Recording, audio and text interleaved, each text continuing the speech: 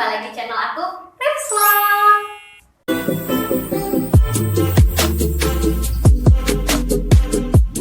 Kali ini aku bakal bahas sebuah permasalahan yang hampir dialami oleh semua wanita, baik itu dari yang awal balik, dari SMP tuh sampai ke yang menopause, yaitu tentang keputihan. Ngomongin keputihan itu apa sih? Keputihan atau bahasa medisnya Florabus atau juga Leucore ini merupakan vaginal discharge atau sekret vagina yang digolongkan jadi dua, yaitu fisiologis atau yang normal dan patologis atau penyakit. Kita bahas yang fisiologis dulu. Alhamdulillah sama Allah itu kita diciptakan kayak gini tuh udah dilengkapi dengan sistem pertahanan tubuh. Kalau di dalam pembuluh darah kita kan kita tahu kalau ada yang namanya sistem imun. Nah, di organ intim kita yang melindungi ini adalah sekret vagina tersebut. Jadi secara normal dia itu memiliki fungsi sebagai lubrikasi dan desinfeksi. Nah, keputihan yang normal ini itu bening, encer, kemudian tidak berbau, tidak gatal. Biasanya itu menjelang menstruasi atau setelah menstruasi, atau biasanya pada ibu hamil atau saat kelelahan setelah olahraga kayak gitu. Bisa juga menandai sebagai masa subur juga pada saat ada rangsangan seksual.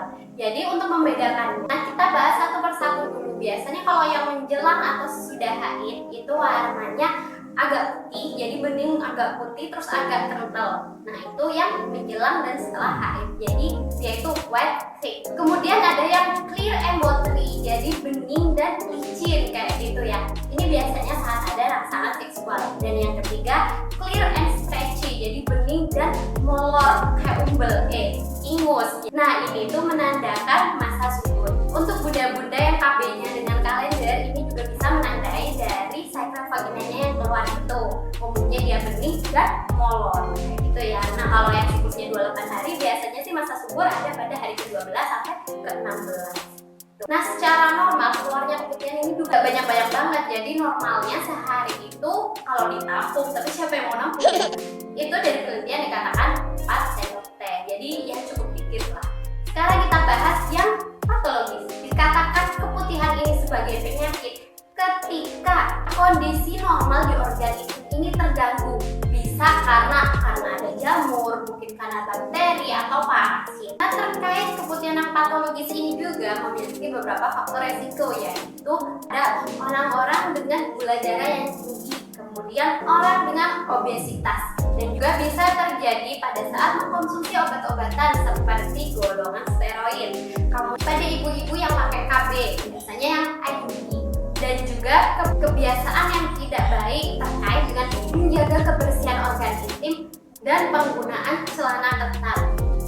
Untuk ciri-cirinya, pertama kita bahas yang warnanya dia itu putih, terus ada yang biasanya bilang tuh kayak gumpalan tahu, pecahan tahu atau pecahan susu, dan ini tuh kalau dilihat lebih dalam dia tuh kayak menggumpal kayak keju, dan keluhannya disertai gatal, kemudian terasa panas, dan itu paling sering disebabkan oleh jamur yang namanya Candida albicans. Jadi dari penyebabnya ini diambil nama penyakitnya kandidosis. Nah kandidosis ini merupakan jamur yang mana teman-teman tahu kan jamur itu tumbuhnya di area yang lembab. Yang kedua warnanya putih juga, putih susu atau sedikit keabuan. Sekretnya itu tipis, kemudian biasanya tuh banyak dan ada bau amis. Nah ini tuh disebabkan sama yang namanya bakterial vaginosis. Kalau BV ini biasanya itu terjadi karena ada gangguan dari fungsi normal flora normal yang ada di situ. Dan ketika pakainya itu celana-celana ketat, jadi sirkulasinya kurang,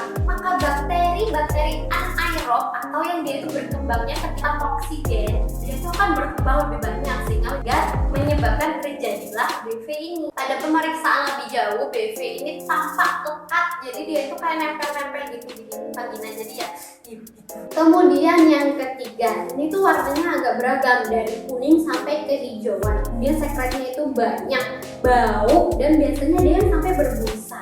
Dan keluhan lainnya itu disertai gatal dan juga perih. Nah kalau yang ini disebabkan oleh parasit yang namanya Trichomonas vaginalis, sehingga penyakitnya disebut trichomoniasis. Nah kalau trichomoniasis ini seringkali disebabkan karena ditularkan secara seksual. Nah yang keempat, ini tuh keputihannya agak nggak jelas. Jadi itu ya kayak keputihan biasa, tapi ada yang namanya nyeri panggul bawah. Nah, itu harus banget diwaspadai karena biasanya disebabkan oleh Neisseria gonorrhea. Nah, ini juga ditularkan secara seksual. Jadi kalau sampai ada gejala-gejalanya sampai nyeri di panggul bawah, langsung aja diperiksain. Terus ada yang nanya nih, apa benar keputihan bisa bikin mandul? Jawabannya iya, tapi tunggu.